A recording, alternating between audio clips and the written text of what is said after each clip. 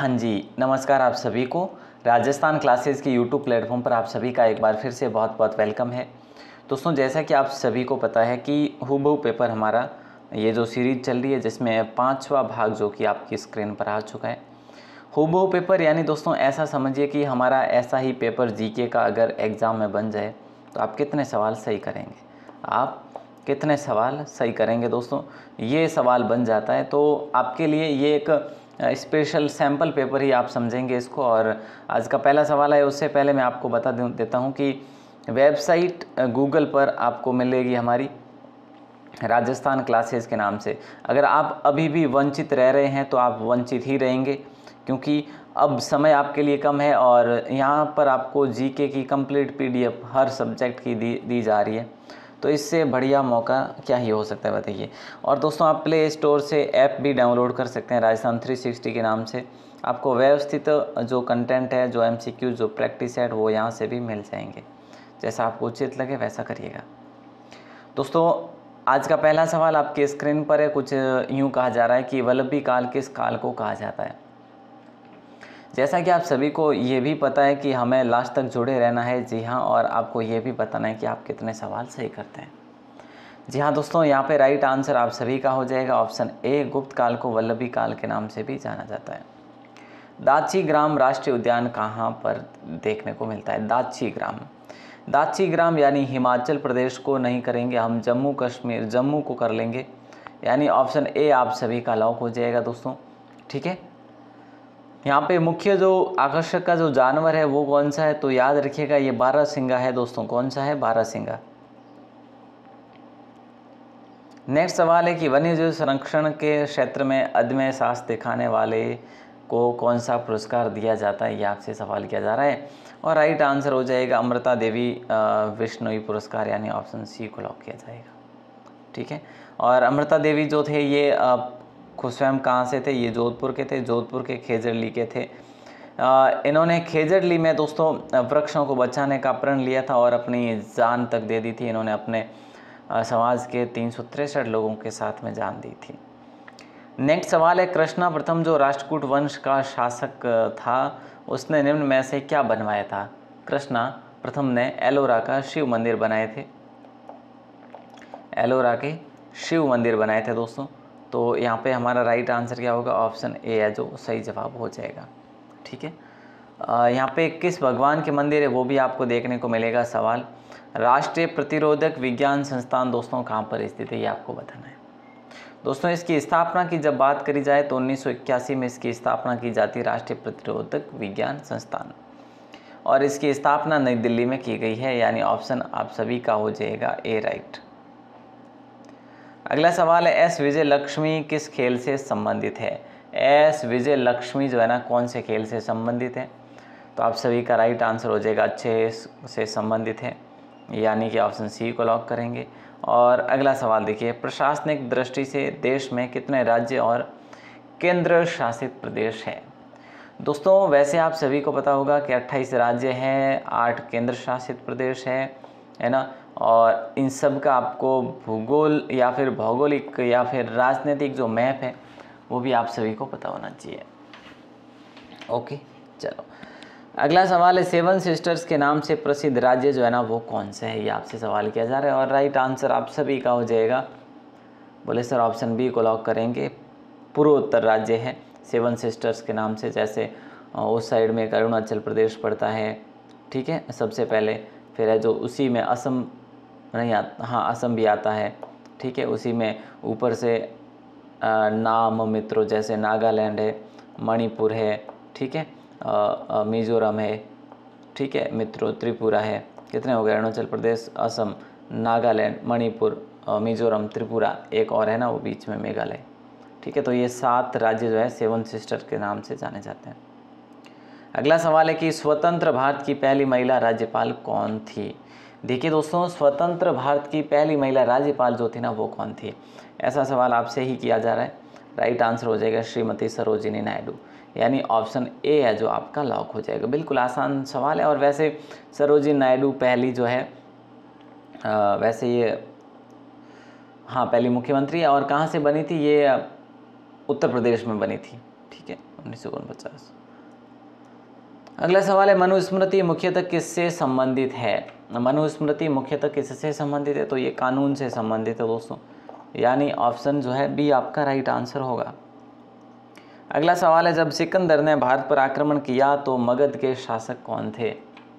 जब सिकंदर ने भारत पर आक्रमण किया था ना, तो मगध पर नंद शासक था। कौन था? नंद था। ऑप्शन सी आप सभी का लॉक हो जाएगा। और अगला सवाल आपकी स्क्रीन पर है कि वह कौन सी सभ्यता है जहाँ पत्थर के बांधों के अवशेष भी प्राप्त हुए हैं? पत्थर के बांधों के अवशेष देखने को मिले। देखिए दोस्तों, गणेश्वर सभ्यता ये ताम्रकालीन सभ्यता है, लेकिन ये है कहाँ पर? ये आपकी सीकर में है, सीकर के नीम का थाना में। तो सही आंसर भी आपका यही होगा। ये कौन सी नदी के किनारे? तो कांतली नदी के किनारे। इसको ताम्रयुगीन सभ्यताओं की जननी भी कहा जाता है। रतन चंद्र अग्रवाल ने इसकी खोज की थी। बालाथल दोस्तों कहाँ पर है? आपके उदयपुर में। कालीबंगा आपके हनुमानगढ़ में है और आहड़ आपके उदयपुर में है। नेक्स्ट सवाल है कि बोद्री की माता किस लोक देवी का उपनाम है? बताइए, बोद्री की माता किस लोक देवी का उपनाम है दोस्तों?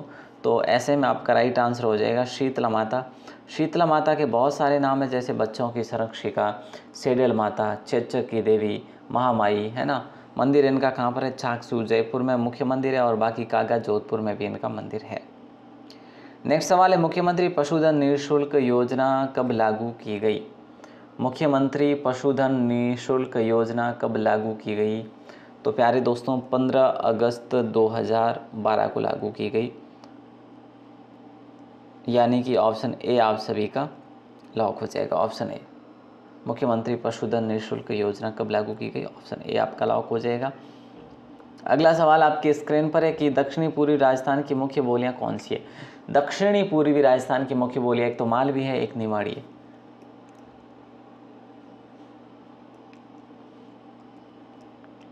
ओके।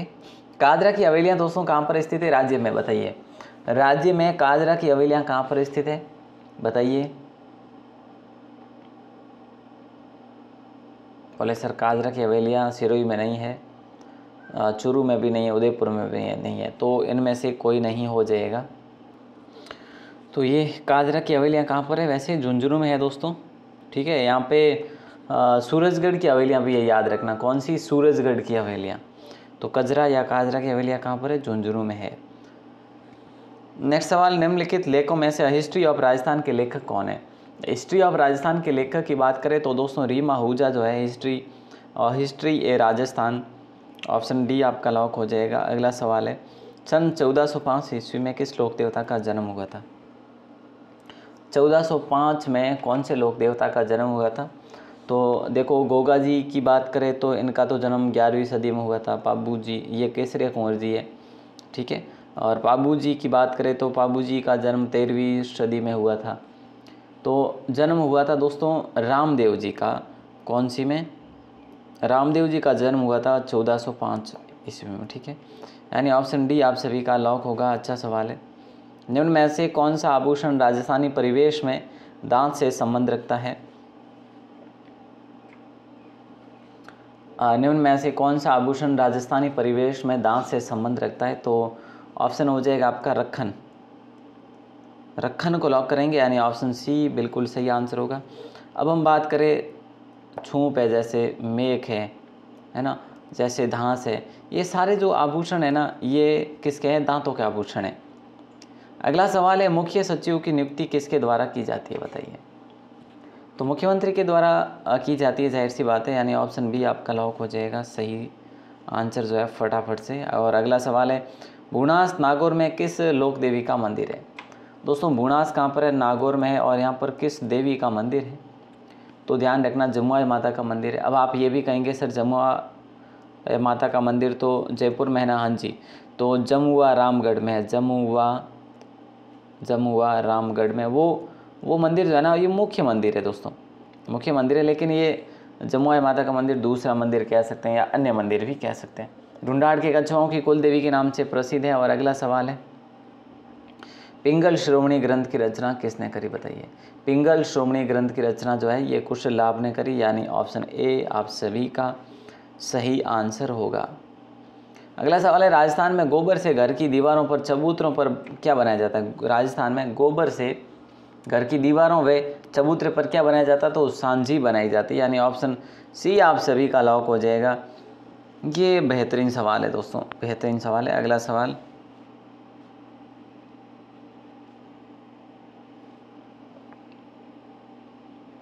क्या हो गया, हाँ अगला सवाल है, पूर्ण शुष्क मरुस्थल को क्या कहा जाता है, ये बताना है आपको। देखिए दोस्तों, पूर्ण शुष्क मरुस्थल को क्या नाम दिया जा सकता है, तो इर्ग नाम दिया सकता है। इस पेपर में दोस्तों 3 सवाल ऐसे हैं जो इनमें से कोई नहीं है और आप कहीं ना कहीं गलती कर बैठते हैं।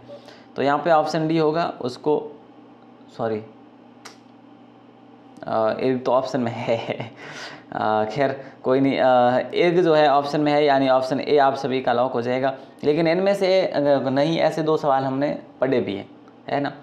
हाँ, हम्मादा चट्टानी मरुस्थल को कहा जाता है, और तल्ली किसको कहते हैं, मिश्रित मरुस्थल के निचले भाग को तल्ली कहा जाता है। वह शासक कौन है जिसने राज सिंहासन पर बैठने के लिए अपने बड़े भाई सुसीम की हत्या कर ली थी, सुसीम की हत्या करी थी, वो कौन सा भाई था, वो था अशोक। अगला सवाल है, राष्ट्रपिता किस व्यक्तित्व का उपनाम है, या किस व्यक्ति का उपनाम है, राष्ट्रपिता किस व्यक्ति का उपनाम है दोस्तों, ये आपको बताना है। ऑप्शन ए आप सभी का सही आंसर हो जाएगा, यानी महात्मा गांधी। इनको ये महात्मा की उपाधि किसने दी थी, गुरु रविंद्रनाथ टैगोर ने दी थी। किसने दी थी, रविंद्रनाथ टैगोर ने दी थी दोस्तों। ये चीज़ भी याद रखिएगा क्योंकि इम्पोर्टेंट सवाल है। अगला सवाल आपकी स्क्रीन पर है कि सरहदी गांधी किस व्यक्ति का उपनाम है, सरहदी गांधी के नाम से किसको जाना गया, तो सरहदी गांधी खान अब्दुल गफ़ार खान को जाना गया, यानी ऑप्शन डी आपका सही जवाब होगा। इनको सीमांत गांधी के नाम से, इनको बच्चा खां के नाम से, ठीक है। इन्होंने खुदाई खिदमतगार एक संगठन बनाया था 1920 में, ये भी याद रखना। ये लंबे कद के व्यक्ति थे। अगला सवाल देखते हैं कि वर्ष 2000 में संसद द्वारा कानून पारित किए जाने के बाद मध्य प्रदेश से काट कर जो है किस राज्य को अलग किया गया था। ये बात है दोस्तों 28 अगस्त 2000 की। राष्ट्रपति ने 3 राज्यों को विभाजित किया, और फिर है जो जैसे छत्तीसगढ़ है ना, और एक झारखंड भी बनाया था, ठीक है। तो हम ये कह सकते हैं छत्तीसगढ़ यहाँ पे राइट आंसर हो जाएगा, ऑप्शन बी। और मध्य प्रदेश से काट कर बनाया गया वो छत्तीसगढ़ ही था। टाइगर स्टेट किस राज्य को कहते हैं, बताइए दोस्तों, टाइगर स्टेट जो है ना किस राज्य को कहा जाता है, ये आप सभी को बताना है और बताना आवश्यक है दोस्तों। बहुत आसान सा सवाल है, हमने इससे पहले भी पढ़ा है। मध्य प्रदेश को कहा गया है। अलीगढ़ मुस्लिम विश्वविद्यालय की स्थापना किसने की थी, ये आपको बताना है। अलीगढ़ मुस्लिम विश्वविद्यालय की स्थापना किसने की थी, तो सर सैयद अहमद खान को की थी, यानी ऑप्शन ए आप सभी का सही आंसर हो जाएगा। और अगला सवाल भी आपकी स्क्रीन पर है, गांधार कला किस कला काल के दौरान फली फूली थी। गांधार कला जो थी वो किसके काल में फली फूली थी, तो ये कुषाण काल में फली फूली थी, कुषाण काल, यानी ऑप्शन सी आपका सही जवाब होगा दोस्तों। और कनिष्क यहाँ का ये एक शक्तिशाली शासक था। और अगला सवाल आपकी स्क्रीन पर है, इनमें से भारत का बाघ अभ्यारण्य कौन सा है, इनमें से भारत का बाघ अभ्यारण्य कौन सा है। तो दोस्तों ये सवाल हम इससे पहले भी पढ़ चुके हैं। इंद्रावती इनमें से भारत का बाघ अभ्यारण्य है, ठीक है। और ये भगवान महावीर वाला जो है ये गोवा में है, दालमा जो है ये अपने झारखंड में है, बस्सी जो है राजस्थान में है, राजस्थान के चित्तौड़ में है। अगला सवाल है कि निम्न में से सम्राट अशोक की वह पत्नी कौन थी जिसने उसको प्रभावित किया था। ये सवाल हम इससे पहले भी पढ़ चुके हैं, वो है कारुवाकी दोस्तों, ठीक है। अगला सवाल देखते हैं कि प्रदेश के उच्च एवं तकनीकी शिक्षण संस्थाओं में क्लासरूम पुस्तकालय ICT लैब निर्माण हेतु कितने बजट की घोषणा की गई, तो ये की गई है 140 करोड़ रुपए की घोषणा की गई है। किसके लिए, तकनीकी शिक्षण संस्थाओं में क्लासरूम पुस्तकालय ICT लैब वगैरह इसके लिए। आंगनवाड़ी केंद्रों पर कितने वर्ष के आयु वर्ग के बच्चों को निःशुल्क 2 सेट ड्रेस दी जाएगी, तो बताइए दोस्तों राइट आंसर आप सभी का क्या होगा। ऑप्शन ए को लॉक करेंगे, 3 से 6 वर्ष आयु वर्ग के बीच में जो बच्चे हैं उनको, ये लगभग 17 लाख से भी अधिक बच्चे हो जाएंगे। अगला सवाल है, जल जीवन मिशन के तहत राजस्थान बजट 2023 के अनुसार आगामी वर्ष तक कितने घरों को जल कनेक्शन दी जाने की घोषणा की गई, तो दोस्तों ये की गई है लगभग 47,50,000 घर 47,50,000 जो घर है ना, यानी ऑप्शन सी आप सभी का लॉक हो जाएगा। अगला सवाल है, राज्यपाल द्वारा जारी किया गया अध्यादेश किसके द्वारा अनुमोदन के अधीन है? तो ये राज्य विधानमंडल के अधीन है दोस्तों। ऑप्शन बी आपका यहाँ पर भी सही जवाब होगा। अगला सवाल है, एरिड फॉरेस्ट इंस्टीट्यूट किस राज्य में स्थित है? तो एरिड फॉरेस्ट इंस्टीट्यूट दोस्तों किस राज्य में है? तो याद रखिएगा, ये राजस्थान का वही है जो हम जैसे आफरी कहते हैं, एरिड फॉरेस्ट रिसर्च इंस्टीट्यूट यानी शुष्क वन अनुसंधान संस्थान, ये हमारे जोधपुर में है, यानी राजस्थान को ही लॉक करेंगे। अगला सवाल देखिएगा कि निम्न में से भारत की कौन सी चोटी जो है सबसे ऊंची चोटी है? निम्न में से कौन सी चोटी जो है भारत की सबसे ऊंची चोटी है? तो K2 है दोस्तों, और ये K2 को गॉडविन ऑस्टिन भी कहा गया, गॉडविन ऑस्टिन भी कहा जाता है। 8,611 मीटर की ऊंचाई पर स्थित है। ठीक है, जैसे ये एवरेस्ट है, मैकालू है, ये आपके नेपाल में पड़ते हैं। तो ये नंदा देवी जो है ये आपके उत्तराखंड में पड़ती है, और एक मैकाल चोटी है ना, वो आपके मध्य प्रदेश और छत्तीसगढ़ की सीमा पर पड़ती है। ठीक है, अगला सवाल है कि केंद्रीय तंबाकू अनुसंधान संस्थान कहाँ पर स्थित है? तो दोस्तों याद रखना, राजमुंद्री में स्थित है। कहाँ पर है? राजमुंद्री में, यानी कि ऑप्शन डी आप सभी का लॉक हो जाएगा। ये भी बेहतरीन सवाल था। राष्ट्रीय डेयरी अनुसंधान संस्थान कहाँ पर स्थित है, ये बताना है आपको। राष्ट्रीय डेयरी अनुसंधान संस्थान दोस्तों ये आपके हरियाणा करनाल में स्थित है। ऑप्शन ए आपका सही जवाब होगा। अगला सवाल है, निम्न में से कौन सा आहार मानव शरीर में नए ऊतकों की वृद्धि के लिए पोषक तत्व प्रदान करता है? तो ये करता है पनीर जैसी जो चीज़ें होती है, जैसे पनीर ही कह लीजिए, यहाँ पे प्रॉपर दे रखा है। ऑप्शन सी को लॉक करेंगे। और मानव ऊतक के कुल 4 प्रकार है दोस्तों, ये भी याद रखिएगा कितने हैं, 4 प्रकार है। अगला सवाल है, कृत्रिम मधुमक्खी पालन कहलाता है। कृत्रिम मधुमक्खी पालन जो है ना, ये कहलाता है एपीकल्चर, यानी ऑप्शन डी आप सभी का यहाँ पे भी सही जवाब होगा। मानव पोषण के लिए टमाटर बहुत जो बहुल स्रोत है, यानी कौन से अम्ल के है? तो आप कहेंगे एसिटिक के कहेंगे या फिर साइट्रिक के कहेंगे? आप कहेंगे साइट्रिक के। ठीक है, साइट्रिक और मैलिक अम्ल इसमें पाया जाता है, और वैसे सूक्ष्म मात्रा में ऑक्सैलिक पाया जाता है। तो अगर साइट्रिक ऑप्शन में नहीं हो तो ऑक्सैलिक कर सकते हैं। निम्न में ऐसे किस विटामिन की कमी से खून का थक्का धीरे बनने की बीमारी होती है दोस्तों, ये बताना है। तो विटामिन के जो है आप सभी का सही आंसर होगा, विटामिन के। अगला सवाल है, भारत में स्थल सीमा से घिरा राज्य कौन सा है? स्थल सीमा से घिरा राज्य, जलीय सीमा से नहीं का आपको। स्थल से हम बात करें तो बिहार घिरा हुआ है, ओडिशा तो चिल्का झील भी है, जैसे कर्नाटक भी नहीं है, केरल भी, ये सारे के सारे जो है तटीय राज्य है, लेकिन स्थल का बिहार ही होगा आपका राइट आंसर। अगला सवाल है कि निम्नलिखित में से कौन ऊर्जा प्रदान नहीं करता? ऊर्जा प्रदान नहीं करता वो कौन है? वो है विटामिन, ऑप्शन सी। वसा, प्रोटीन जो है ना, ये कार्बोहाइड्रेट, ये करते हैं जरूर, है ना। अगला सवाल आपकी स्क्रीन पर है, वर्ष 2011 की जनगणना के अनुसार भारत के किस शहर की जनसंख्या सर्वाधिक है? बताइए, जल्दी से बताइएगा। वर्ष 2011 की जनगणना के अनुसार भारत के किस शहर की जनसंख्या सर्वाधिक है? तो ऑप्शन बी को लॉक करेंगे हम लोग। 1.84 लाख, कई बार हम बात कर चुके हैं। उसके बाद नई दिल्ली का नंबर आता है। दोस्तों लार किसके पाचन में मदद करती है, ये आपको बताना है।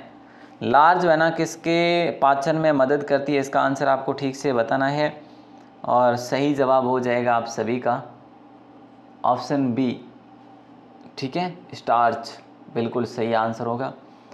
और अब आपका जो पीटीटी कोर्स के बारे में मैं आपको ऑलरेडी बता चुका हूँ कि भाई पीटीटी का कंप्लीट कोर्स आपको मिल जाएगा वेबसाइट पर। वेबसाइट हमारी गूगल पर है, राजस्थान क्लासेज के नाम से। आप प्ले स्टोर से राजस्थान 360 एप्लीकेशन या ऐप को डाउनलोड कर सकते हैं। यहाँ पर भी फ्री है और पेड भी है, दोनों चीज़ें अवेलेबल है, चाहो तो देख सकते हैं। बाकी जो है शेयरिंग का दोस्तों मैं अब कहूँगा नहीं आपको, ठीक है। कुछ जो है अभी आपकी डेट वैसे भी 21 मई है। मैं मेरी तरफ से पूरी कर्तव्य परायणता के साथ में कोशिश करूँगा, प्रयास करूँगा। भले ही हमें 100 लोग ही क्यों ना देखें, पर श्योर हम है ना क्लास को करते रहेंगे कंटिन्यू, भले 10 जने ही क्यों ना देखें। लेकिन बात एक ये बन जाती है कि एक शेयरिंग का जो है, मैं हर बार बोलता हूँ, तो उसमें शेयर तो नहीं हो पा रही, वो हमें भी शो होता है कि भाई कितना क्या शेयरिंग हुआ है, लेकिन बिल्कुल भी नामात्र। तो आप सभी से निवेदन है, वो मैं कर लूँगा, है ना। चलिए बहुत बहुत शुक्रिया, धन्यवाद।